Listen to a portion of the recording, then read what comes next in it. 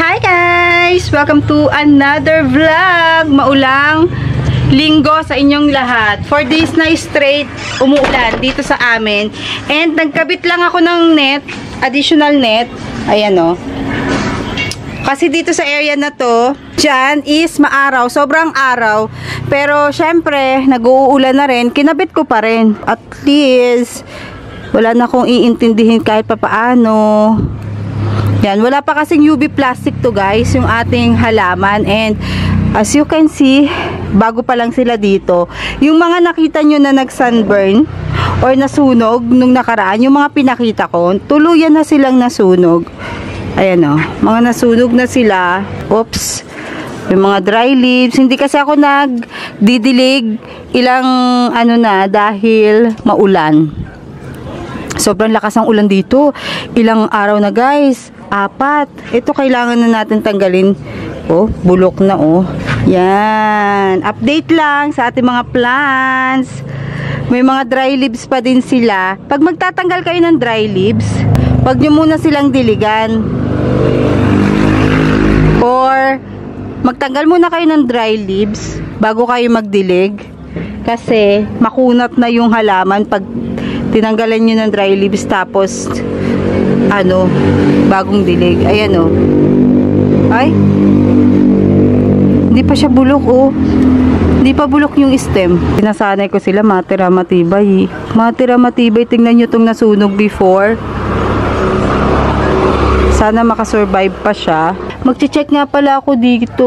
Ayan, chine-check ko yung ating mga, anong pangalan nito? Ayan, chine-check ko to. Every time kasi na may meow-meow, nagpupunta dito yung mga alaga ko and nasisira. Tingnan nyo, ang haba na niya. Pumupunta na siya doon. So, ililipat natin or iikot natin siya.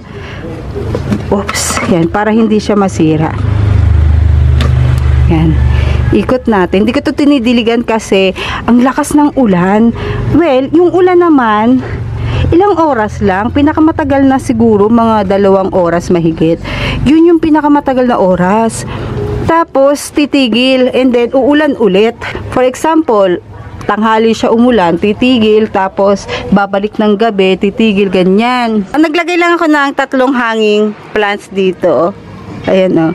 Gusto ko kasi siyang mapataba and ma-stress siya ng bongga dyan. Pero hindi kasi siya ma-stress. Kaya dito ko siya inilagay sa arawan. Less dilig dapat. Kaya lang nag-uulan kasi. Ito hindi ko pa rin alam ang ID nito hanggang ngayon. Ang ganda ng ano niya.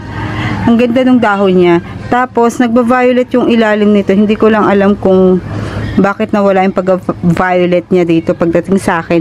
Ito maganda din to. Namumula din to eh. Para siyang grapes.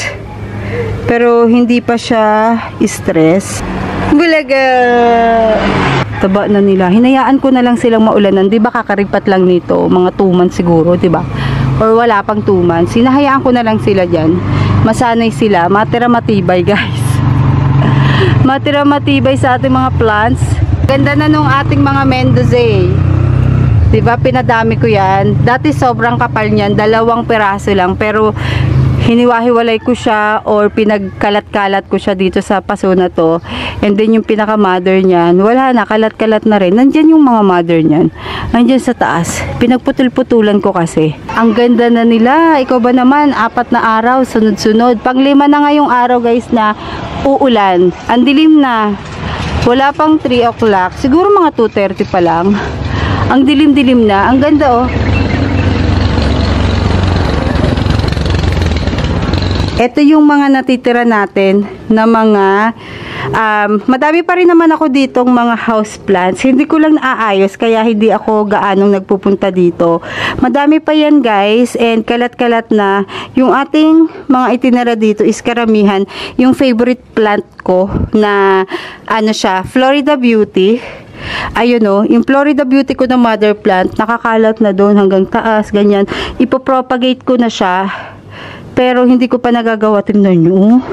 Nanilaw na. Sobrang init kasi guys eh. Tapos nagkadumi-dumi na siya. Aayusin ko din to. Siguro, ano na to, 2 months. In 2 months, aayusin ko din to kasi summer, Gaganda na siya ulit pag tag-ulan na. Parang ang aga umulan ngayon. Karamihan guys nang nakalagay dito is puro Florida lang. Kasi yun yung gusto ko. Ayan, mga Florida Beauty. Sabi ko papadamihin ko yung mga Florida ko. Ayan. Pinadami ko, pati damo dumami.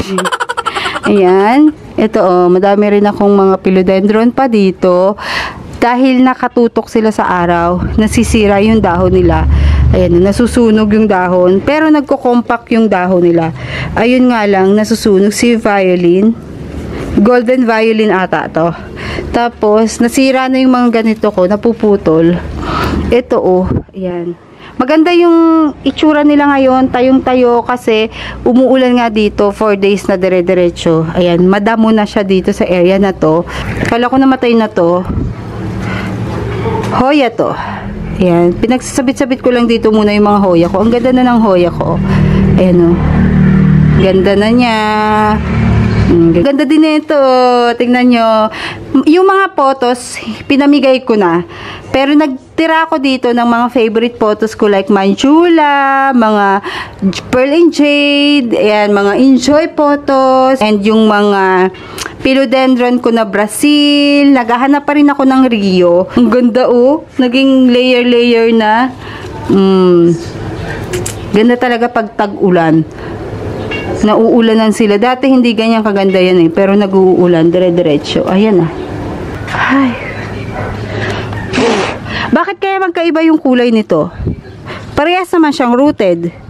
Ito si Chloe and si Snow Peach ata to. Grabe na sunog.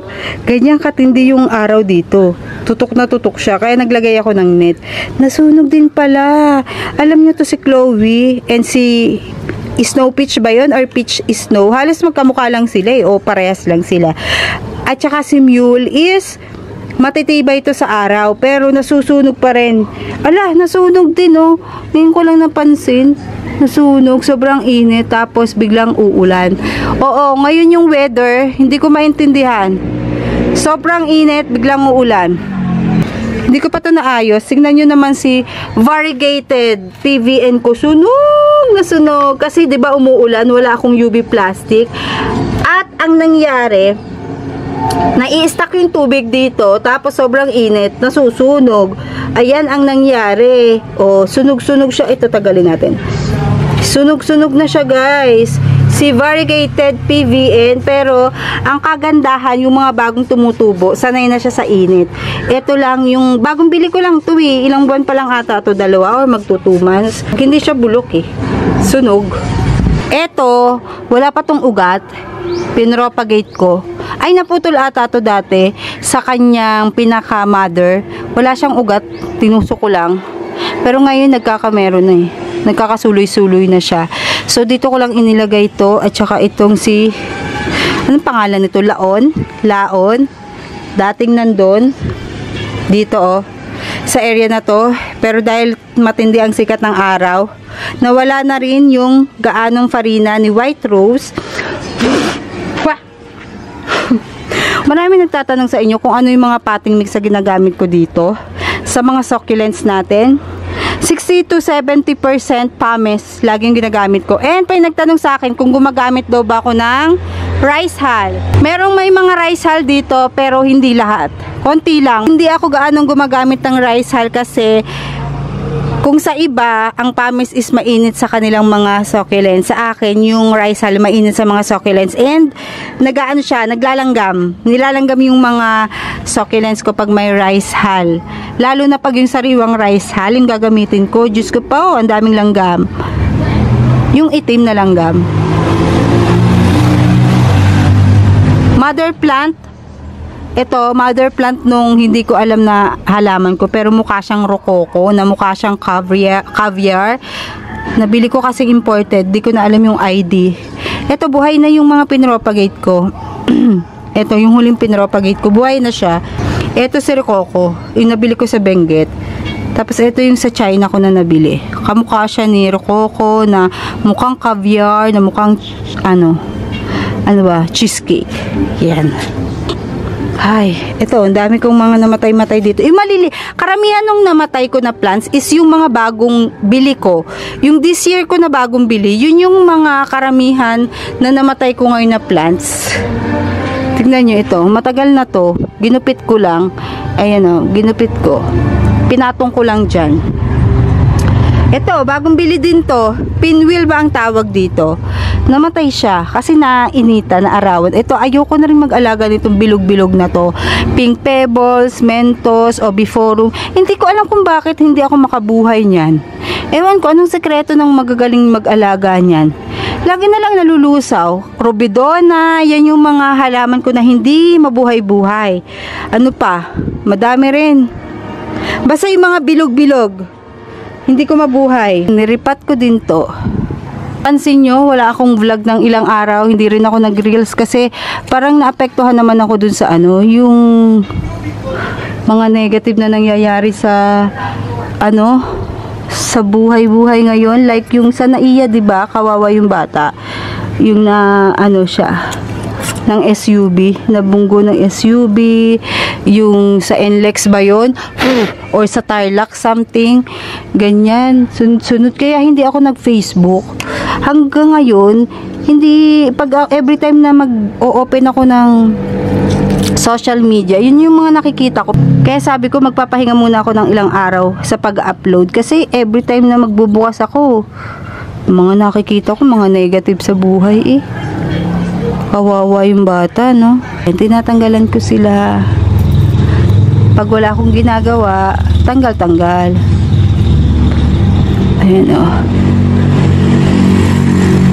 Ay, gaya. Aba, buhay na si RC, propagation ko to, guys, eh. Si RC. Kaya lang yung mother niya nasunog, yung pinakita ko sa inyo kanina. Oh, ayan. Grabe si Cream Tea. Daming anak. Yan, mag-aayos ulit ako dito kasi eto, hindi pa naman siya yung totally ayos niya talaga. Kasi pag tanghali, sinisilip ko kung saan banda mainit. Dito mainit, guys, eh, mainit. Tsaka dito sa magkabilang dulo. Dito sa gitna hindi gaano eh. Kaya magaganda yung plants dito sa area ng gitna. Kaya naglagay ako kanina ng ng additional net. Dumating yan nung nakaraan. Dami naman lumilipad, kulisap. Tinanggal ko muna yung Christmas light. Ikakabit ko na lang pag naayos ko na to. Ayusin ko kasi ulit. Maglalagay na ako ng UV plastic. Oo, maglagay tayo ng UV plastic sa mga susunod na araw. Maganda sana yung mga ganito lang na wala siyang UV plastic. Kaya lang umuulan na eh. Meron pa kasi akong mga bagong plants dito na halo-halo ba. Pinagalo-halo ko dito yung mga nabili ko this year. Yung iba naman last year. Okay naman yung mga last year ko nabili. Yung this year lang talaga na syempre naninibago. Kaya namamatay sila. Ayaw pa nila nung sobrang ulan-ulan. 'Di ba? Sabi ko sa inyo na pagbago pa lang yung plants, wag niyo munang papaarawan, wag mo munang papaulanan, wag niyo munang paulanan agad-agad ng dire-diretso. Mas maganda yung ceramic at saka clay pots yung gamitin nyo para madaling makasipsip doon sa mga newbie dyan, yung madaling makasipsip ng excess na water, yung pinapandilig nyo, mag terracotta kayo at saka clay pots. Ang ganda ni variegated Adolphi. Ay! Sorry, ang ingay ko. Nalaglag tuloy. Ba yan? Pag variegated, ayoko ng full var. Gusto ko yung mga ganito, parang marbling. Ayun dito. Ang ganda Dapat pala pugutan ko na to para hindi siya maglaylay ng bongga. Tingnan nyo, laylay na kasi siya eh. Tapos ipropa natin, no? Hindi lang yung mga common, yung mga namatay-matay sa akin. Meron din ito, Crispate Beauty nga.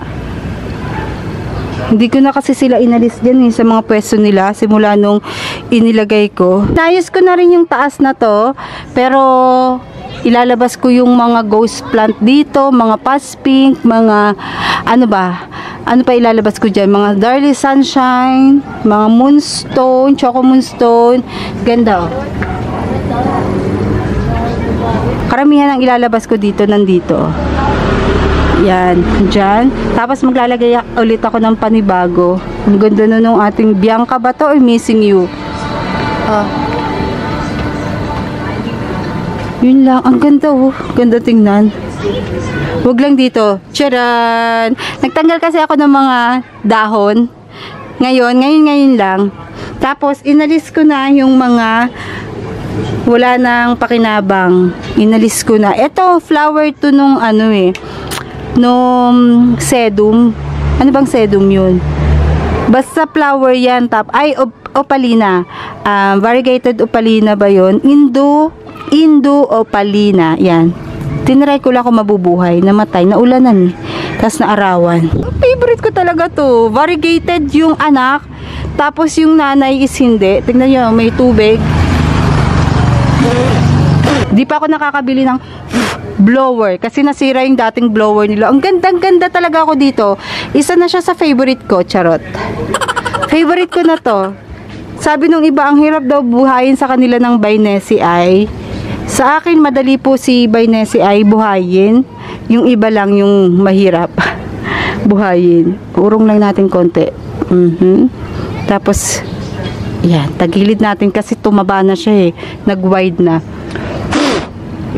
Ganyan po yung itsura ng variegated Bainesi ay dito sa akin sa Lowland. Para siya may guhit-guhit sa dahon. Yan, pero, tapos yung kanyang, eto oh, maganda.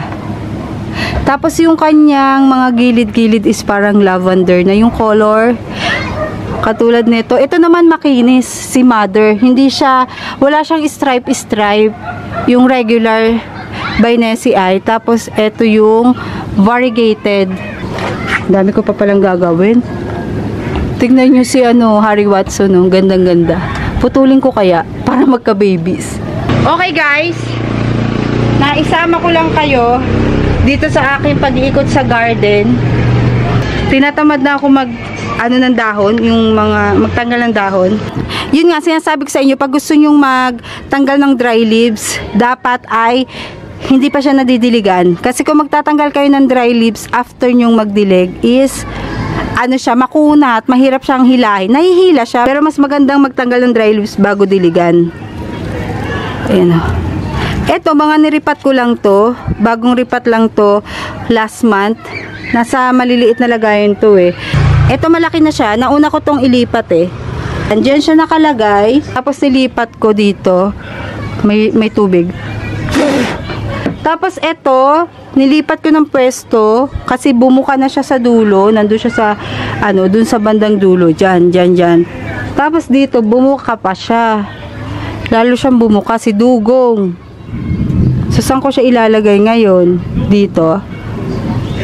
Dito ata. See you guys on our next video. Nakatas pa ako. Bye!